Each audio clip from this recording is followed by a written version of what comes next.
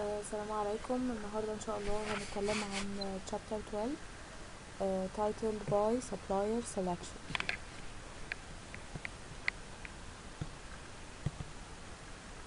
طيب قبل ما نبدأ الشابتر في key questions addressed in chapter 12 لازم نكون عارفينها.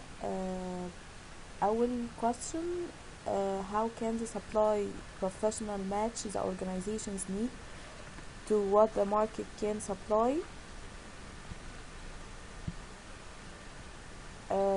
وتاني question which supplier أو suppliers should be selected. يبقى احنا هنتكلم عن جزء supplier selection وازاي supply professional بيماتش أو cope with organization's need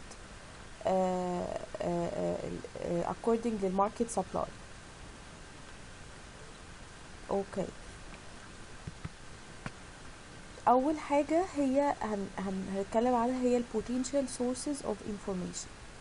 هي identification of potential sources is a key driver of the ultimate success or failure of the supplier solution effort. Every supply professional is always on the alert for potential new sources. Online searches, e-catalogs and company websites are the most common tools used today. دي the most common used sources of information. دي كده زي introduction. أول source هو الأونلاين sources. الأونلاين sources ده طبعا احنا بنتكلم على الإنترنت، الورلد وايد ويب. اوكي، ولازم تبقوا عارفين ان هو بيوفر a rapidly growing and ever changing، يعني حاجة على طول بتتغير وبتنمو بالنسبة للمعلومات، يعني non stop source of information أبدا. الأونلاين sources ده يعني أشهر وأكثر استخداما في العالم. That challenge is not just finding information but identifying, sorting, analyzing and using relevant information. تاني source هو الكاتالوج. الكاتالوج ده online and printed. okay. The value of catalogs depend largely on presentation form, accessibility and the frequency and extent of use. The advantages of e-catalogs اللي هي الأونلاين catalog أو الإلكترونيك catalogs إن هي يعني بتoffer ready access for buyers and internal customers. Also they can be customized to include prices and other terms and conditions negotiated by the buyer with the seller. يعني هي بتبقى easy access للinformation كلها، كل الانفورميشن content اللي بتخص مثلا purchase decision أو negotiation، فبيبقى فيه easier access و better presentation form يعني بالنسبة للنوع اللي هو الأونلاين catalogs ده. Accessibility of catalog content is driven by the manner in which it is indexed and filed. Indexing should be according to supplier's name as well as products listed. Product listed دي لازم تكون definite، محددة، specific, easily understandable. There is also distributors catalogs and equipment of machinery catalogs. يعني هي مش بس على suppliers، لا هي برضو على distributors والاكويبمنت والماشين. يبقى الكاتالوجز ليها ميزة ان هي بتوفر الباير والسيلر easy access، better presentation، بتبقى customized او updated على طول للنيو prices والterms والconditions والnegotiations and so on. اوكي، بعد كده في source of information اسمه trade journals. trade journals دي journals utilized in two ways. The first use is to gain general information from the articles that might suggest new products and substitute materials as well as information about suppliers and their personnel. يبقى trade journals دي أول استخدام ليها إن هي to gain general information من articles اللي هي ممكن بتساعد في اقتراحات مثلا products جديدة، materials جديدة، information جديدة عن suppliers، عن distributors. تاني حاجة ان هي استخدام ليها ان هي consistent للادفرتايزمنت to stay current on offerings. يعني الجورنالز دايما بتبقى updated بالنيو information او الادز الادفرتايزمنتس الاعلانات الجديدة، فبيبقى فيه currency، بيبقى فيه يعني recency، بيبقى فيه يعني انا ببقى عارفة كل حاجة updated. دي ميزة النوع ده. بعد كده في التريد دايركتوريز. التريد ريجسترز او التريد دايركتوريز هما نفس المعنى، هما volumes that list leading manufacturers، يعني بتحط اسماء اكتر مصنعين مشهورين، their addresses عناوينهم، ارقام فروعهم او عدد فروعهم، affiliations, products, and in some instances their financial standing. يعني فكرة برضو التريد دايركتورز دي بتبقى حاطة مستوى المادي بتاعهم او المالي بتاعهم. they also contain classified lists of materials، بيبقى فيها categories او lists للmaterials والsupplies equipments other items offered for sale, under each of which is given the name and location available of available manufacturing sources of supply. الريجسترز او الدايركتورز دي برضو بتبقى متنظمة according للتريد نيم او اسم المانيفاكتشر المنتج او المصنع واسم السلعة او البرودكت الكوموديتي. التريد دايركتورز of minority and women owned business enterprises can assist purchasers with a goal or equipment or requirement to increase the percentages of contracts awarded to these firms.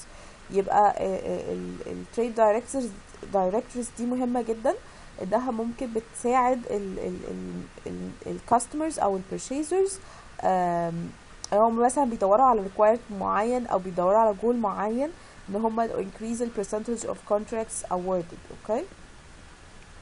بعد كده السيلز representation. السيلز representatives اللي هم ممثلي المبيعات may constitute one of the most valuable sources of information available. One challenge for supply personnel is balancing the need to meet the sales representatives' other responsibilities and time constraints. يعني برضو ده great source of information بالنسبة لنا احنا ك purchasing. يعني السيلز representative مندوبين المبيعات دول بيكونوا او بيشكلوا يعني source valuable قيم جدا for getting information.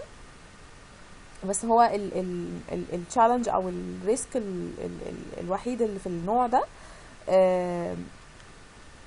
ان هو الشخص اللي هو ممثل المبيعات ده ان هو يعرف يوازن ما بين ان هو يقدم او يعمل ميتنج فور كاستمرز نيد ويشوف يعني يبالانس، يعمل بالانس بين الكاستمر نيدز to satisfy customer needs as well as to meet other responsibilities to manage time and so on.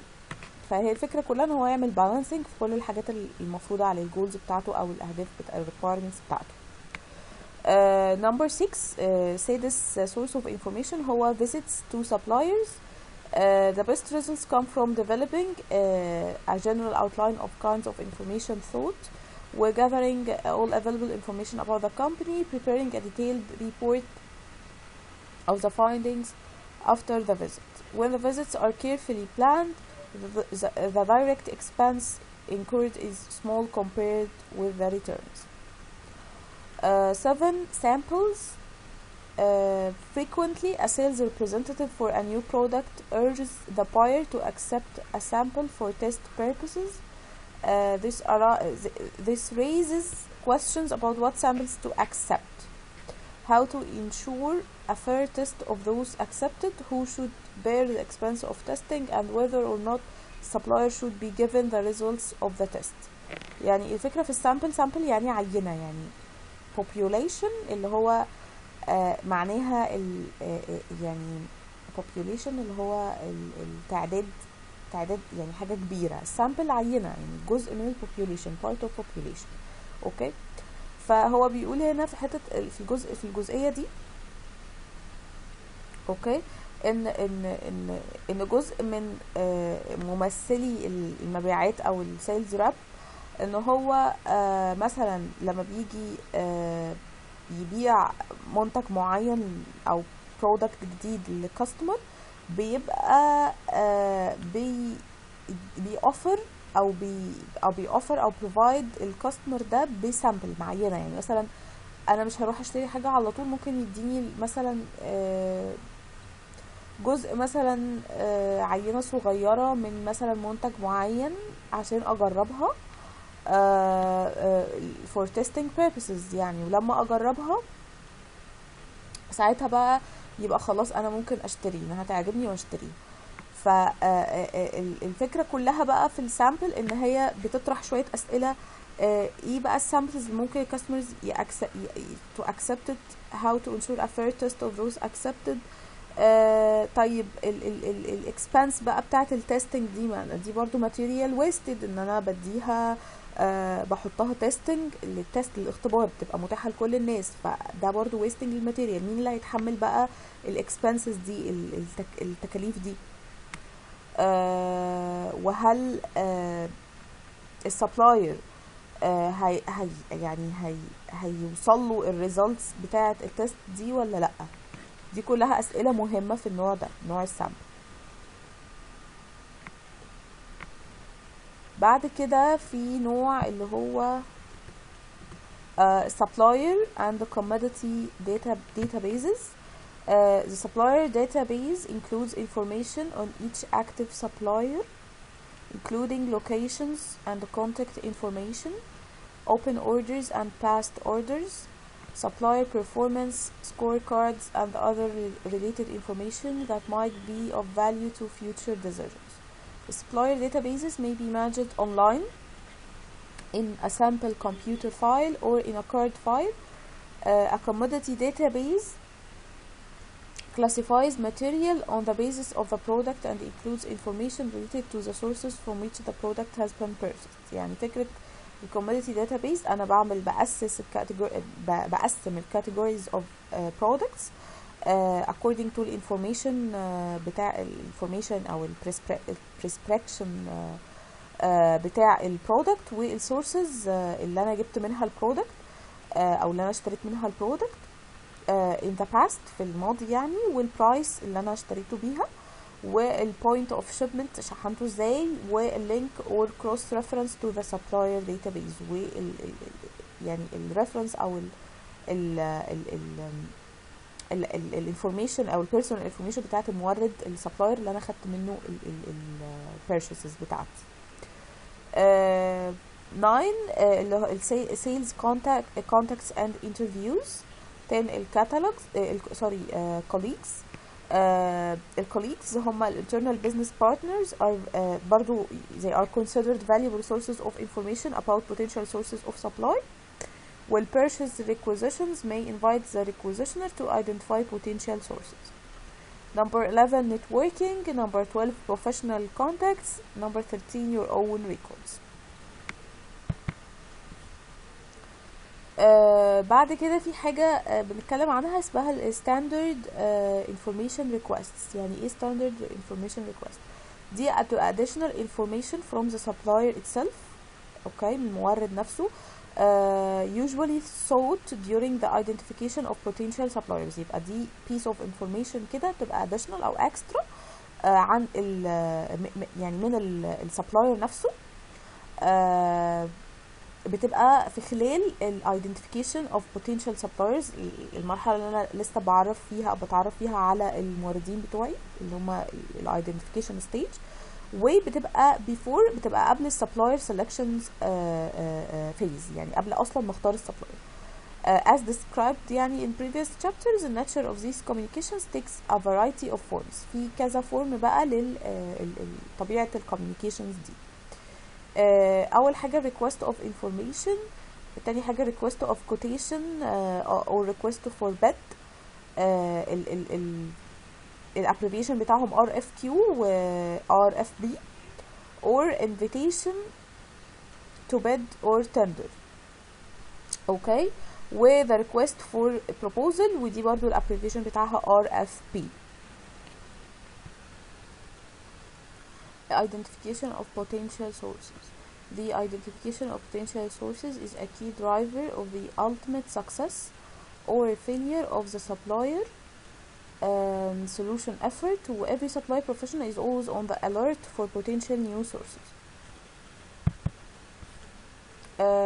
There are 3 potential supply options for any new requirement of an organization. The first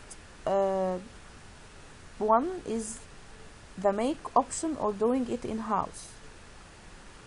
May be realistic for some needs but not for others. The second one is to acquire the new need from a current supplier of other requirement. The third one is to engage in a search for potential suppliers. If no solution is found, then the supply professional needs to get together with the requisitioner to see if an alternative or substitute solution can be found. يبقى ال identification of potential sources أنا ببص على 3 اختيارات أو 3 options. لازم واحد منهم ينفع. لو واحد فيهم لو ال3 دول مفيش حاجة فيهم نفعت،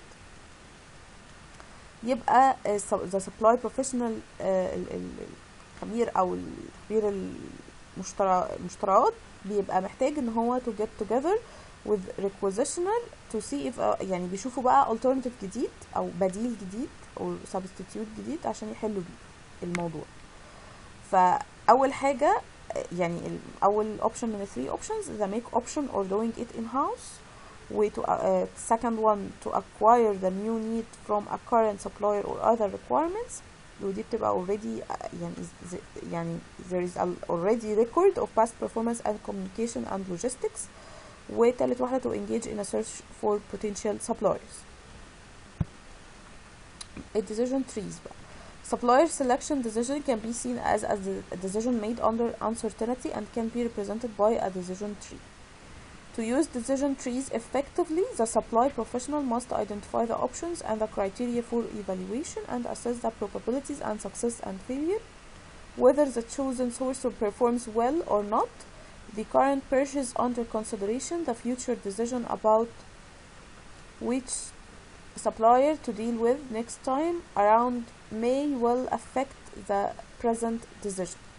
It is necessary to consider the selection decision as part of a chain of events rather than as an isolated instance. ده شكل ال decision tree. دي simplified 3-stage tree for supplier selection. بيبقى فيه طبعا supplier A supplier B supplier C ده others. بيبقى فيه طبعا كل alternative من دول بيبقى فيه probability for success and failure and so on. كل واحدة success. طب success من A ولا B ولا C and so on.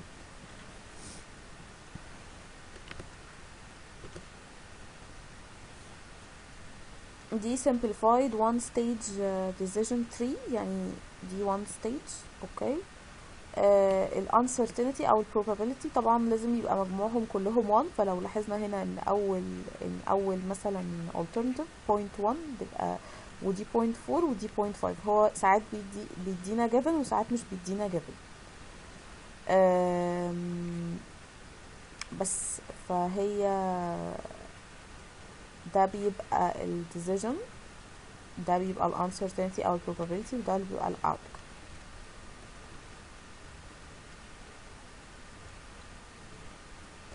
بعد كده في supplier selection decisions. decisions دي should we use a single source أو dual sources or multiple sources? Should we buy from a manufacturer or a distributor? Where should the supplier be located? Relative to our organization, should the supplier be small, medium or large? If no supplier can be found, should we use supplier development? Some questions raised according to supplier selections decision. Okay. بعد كده هنتكلم عن ال arguments in favor of single sourcing. Prior commitments, a successful past relationship or an ongoing long-term contract with a preferred supplier, Number 2, exclusively supplier may be the only available source. Number 3, outstanding quality or service or value offered. Number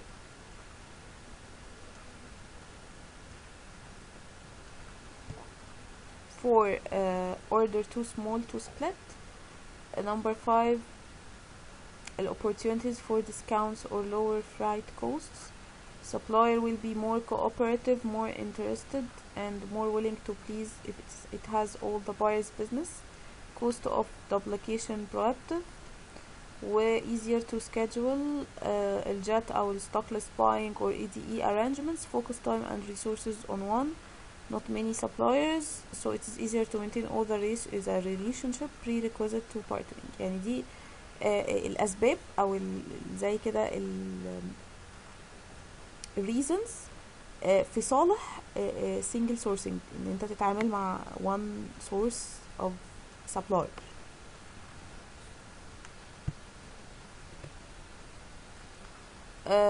برضو طيب دي بقى الارجيومنتس او الريزونز اللي هو في صالح المالتيبل سورسنج، ان انت تتعامل مع اكتر من source of suppliers.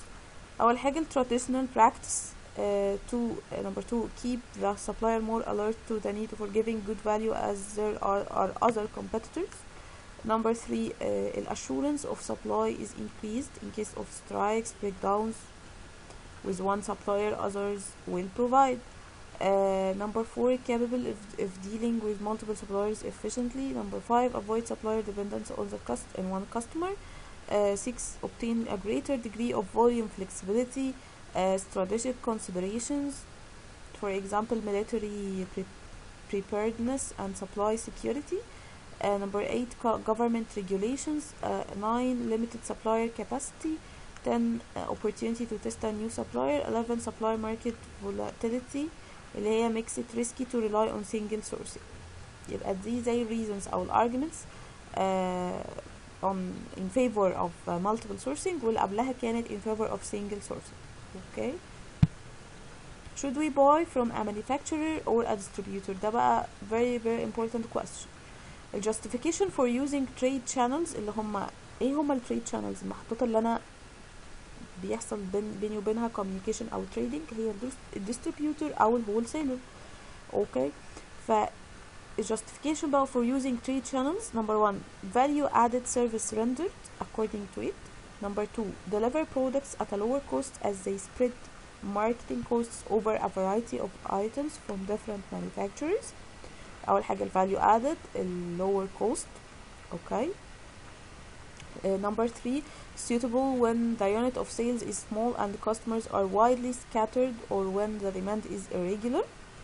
Number 4, could make more prompt يعني on time يعني quick deliveries and fill emergency orders better as they carry goods greater than a manufacturers could afford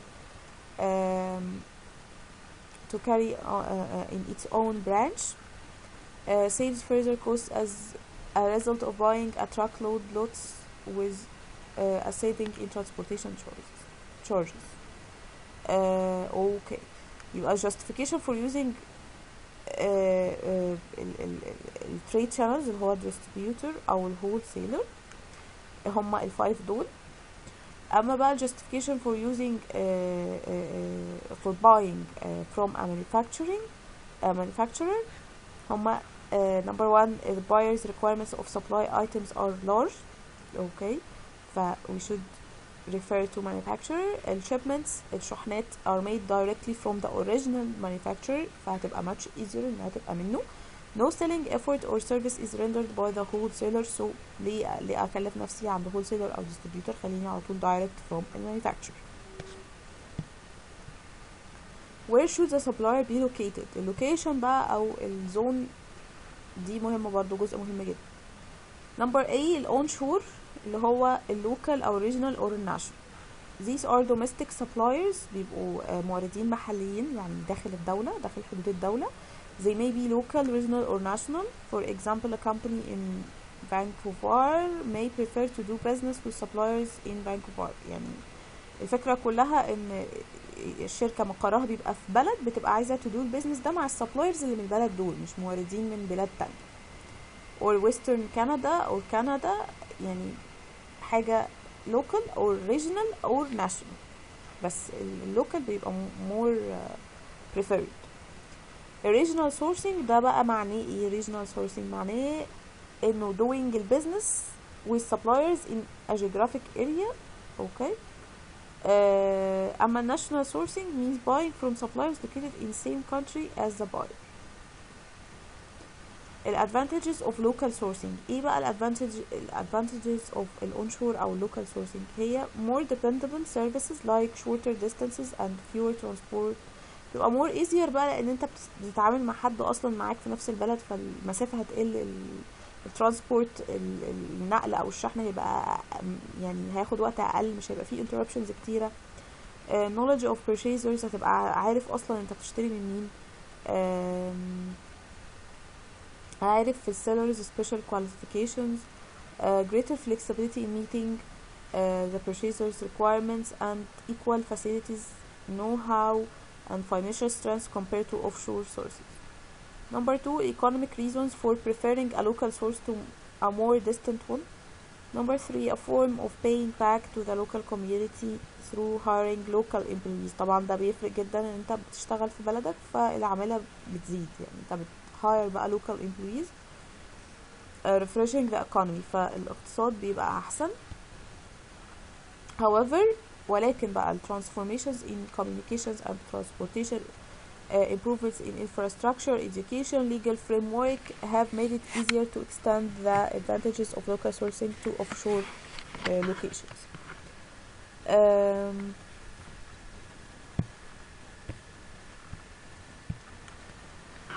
B، الاوفشور بقى ده near shore and far shore. okay. الاوفشور means suppliers are located in another country، ده عكس onshore كنا بنقول ان هما local or regional or national، لكن الاوفشور هي عكسها، suppliers located in another country يعني abroad. طيب ايه هو near shore وايه هو far shore؟ near shore refers to a location that is closer in terms of travel time and time zones. For example, US, Mexico, Canada are near shore relative to each other. يعتبروا هما دول أوروبية جنب بعض. أما بقى الفار شور دي معناها longer transit times across more time zones. For example, US مثلا United States to countries in Asia. لا في فرق بين البلاد الآسيوية وأمريكا. التايم زون أو المسافة بين البلاد دي والبلد دي لا كبيرة، فتعتبر فار بعيدة. لكن النير بيبقى بلاد مختلفة بس قريبين من بعض في الخريطة، على الخريطة. الاوفشورينج is not the same thing as outsourcing. في فرق بين الاوفشورينج والاوتسورسينج. طب ناخد example. most large organizations outsource the operation of in-house dining. The food service provider may be local, regional, national or an international company, but the employees are onshore. Many organizations have shut down in-house business processes from call centers to legal to IT and outsourced them to India, Philippines and other countries. The same is true for manufacturing and assembly. C. reshoring. ده term جديد، concept جديد. يعني ايه reshoring؟ To a certain degree, no location decision is a final decision. The supplier location decision may change as internal organization and external market conditions change. The cost of switching from one location to another and from one supplier to another must be assessed. Recently, a number of organizations have or are considering bringing some supply back to their home country. ده معنى reshoring.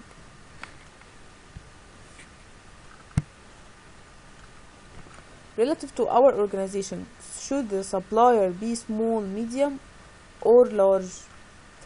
ده برضو question مهم. The size and nature of requirement affect the decision, because it is general wisdom that the larger the requirement, the larger the supplier should be. طيب نعرف الأول امتى نستخدم السمولر وامتى نستخدم اللارج. كل حاجة طبعا ليها advantage و disadvantage. نبدأ الأول بالسمولر suppliers. امتى نستخدمهم؟ when to use them for smaller requirements where flexibility, speed of response and availability tend to be more important than price. لما بيكون انا محتاجة speed of response availability يعني محتاجة سرعة ومرونة بأي شكل، ده بالنسبة لي أهم من السعر، يبقى ساعتها أختار ال smaller supplier. They also fill niches that the larger ones cannot or may have chosen not to cover. الادفانتج بتاعتها loyalty and service better than larger.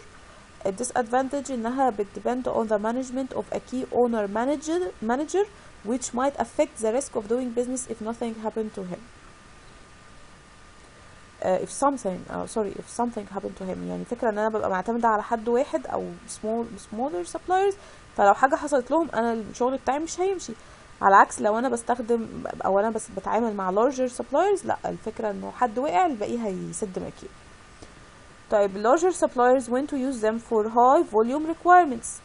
logically speaking كده ال small for smaller requirements، ال high او large for high volume requirements where technology, quality, total cost of ownership may be critical.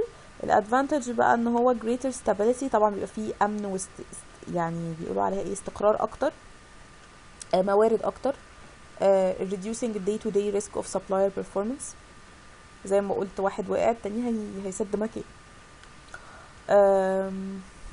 interest in diversity of customers, employees and suppliers has renewed interest in the larger purchase or small supplier interface and the role of education, assistance and continuing watchfulness on the part of supply to help suppliers succeed.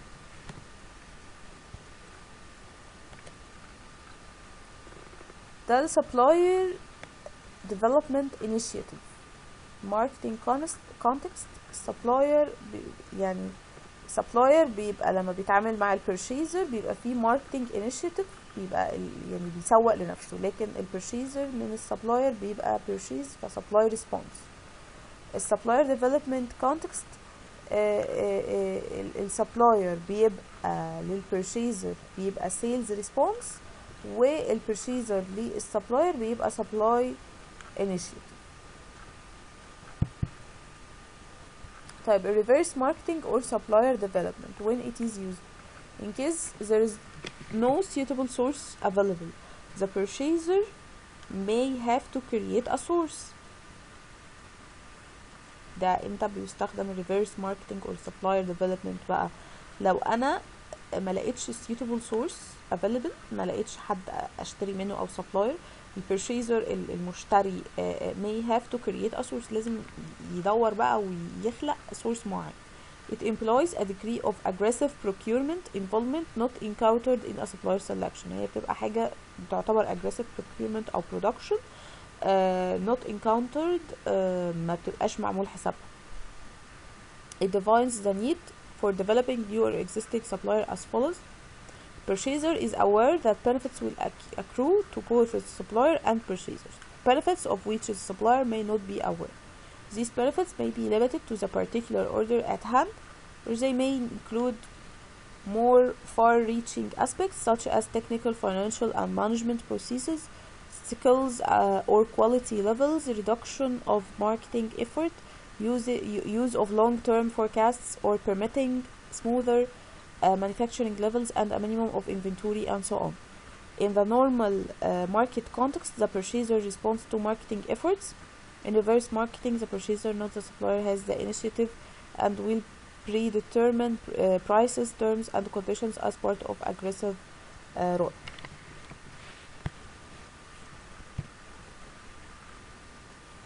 Taking the initiative requires extensive research on the part of the supply professional to understand fully the organization's short and long-term needs, operationally and strategically, and assess the supplier's capability to meet these needs so that a win-win proposal can be made. This is why the term reverse marketing has been chosen as a synonym of supplier development. Reverse marketing is valuable in assuring future sources of supply because of technological forces which make the industrial marketing task more complex. Increase in international trade will tend to widen supplier horizons and may create a need for purchaser aggressiveness. New management concerns with extracting competitive advantages from the supply chain بتخلي يعني دي بت encourage the purchasers to be more aggressive with suppliers and to develop sources of their expectations.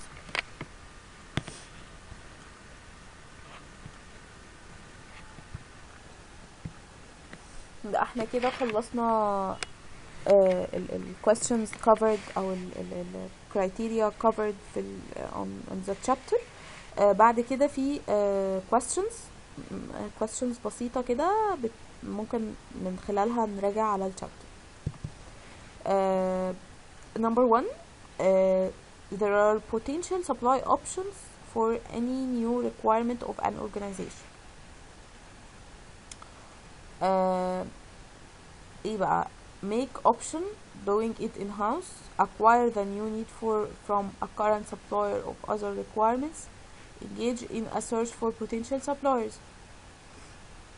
ايه بقى ال supply options دول؟ هل A B C ولا D all of the above؟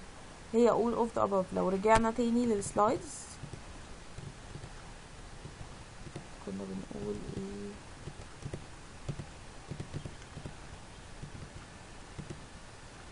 اهو كنا بنقول ان في 3 potential supply options. اوكي، وقلنا ان هي اول واحده make option، والتانية to acquire the new need for a current supplier، والتالتة to engage in a search. فنرجع تاني للquestions. هي هتبقى all of the above. طيب بعد كده all of the following statements are arguments in favor of single sourcing except. احنا قلنا في arguments او reasons في صالح السنجل sourcing، وفي reasons في صالح او arguments في صالح ال double sourcing. هو بيقول لي في السؤال ده كل اللي جاي، كل الاجابات اللي جايه دي هي statements arguments in favor single sourcing ما عدا واحده بس. ايه هي؟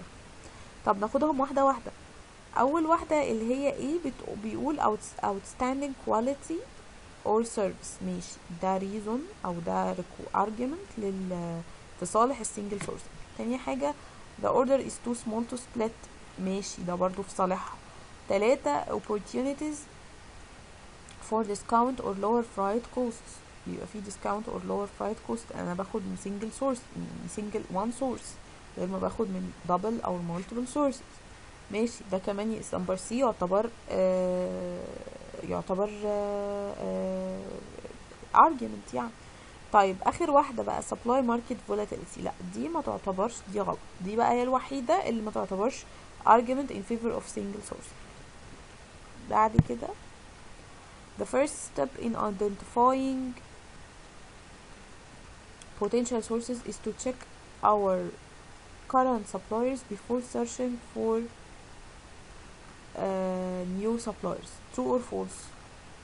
أول خطوة in identifying potential suppliers is to check our current suppliers before searching for new suppliers. لا هي false. check if we can make it in-house.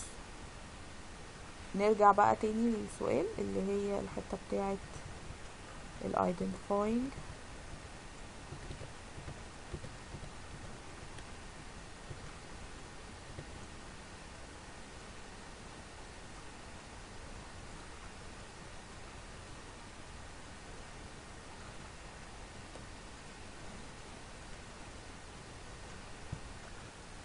اهي اللي هي to make the make option or doing it in house. هما الاثنين واحد يعني، انا اللي اعملها.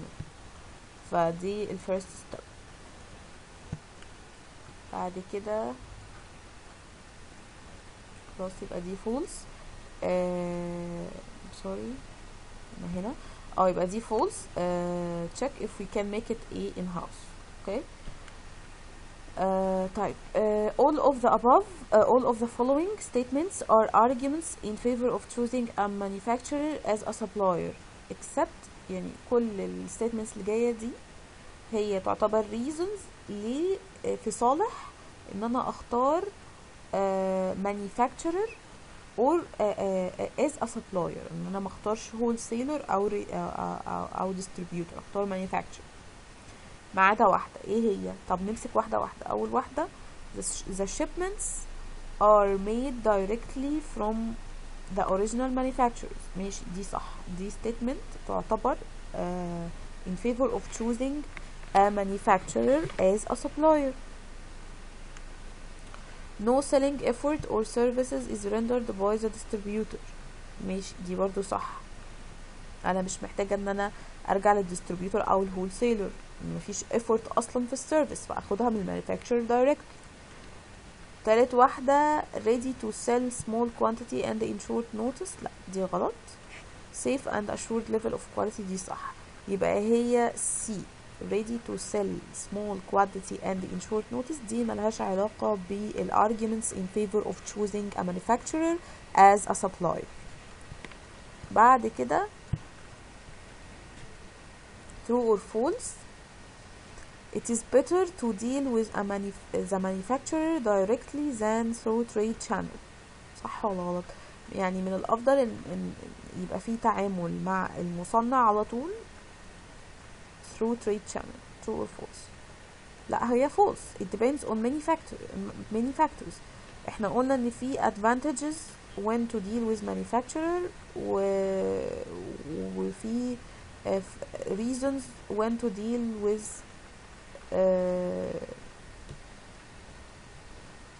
ثواني انا هجيبها لكم دلوقتي، احنا كنا لسه قايلينها.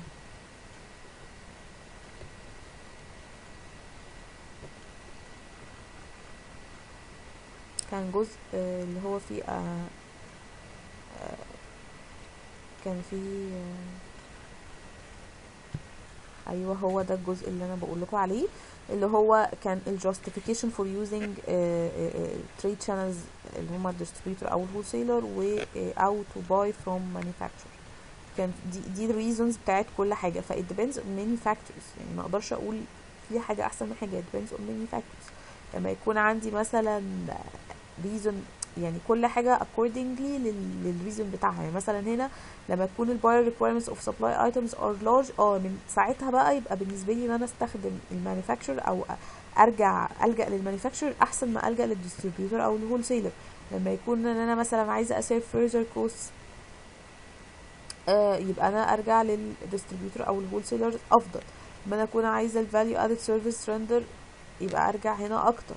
يعني هي كل الفكرة ان كل ريزون تحت بيبقى تحت منه اللي هو المين، يعني كل حاجة من الحاجات دي بيبقى ليها سبب، يعني على حسب بقى الموقف او على حسب الفاكتور اللي قلت لكم عليه.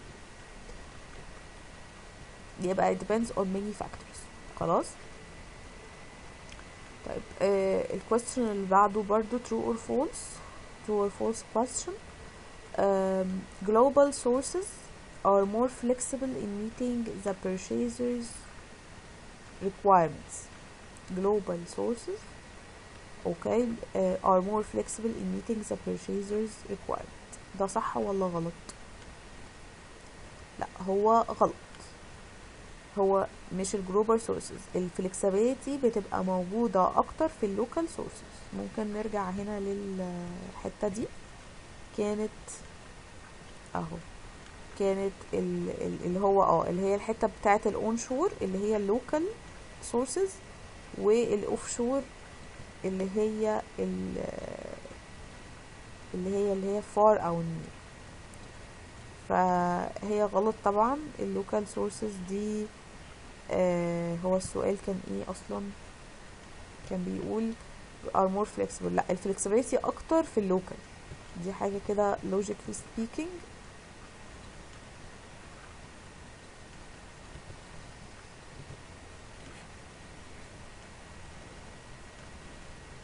ان هي الادفانتج بتاعتها ان هي فيها shorter distance، ان فيها greater flexibility in meeting the purchaser's requirements. لكن الاوفشور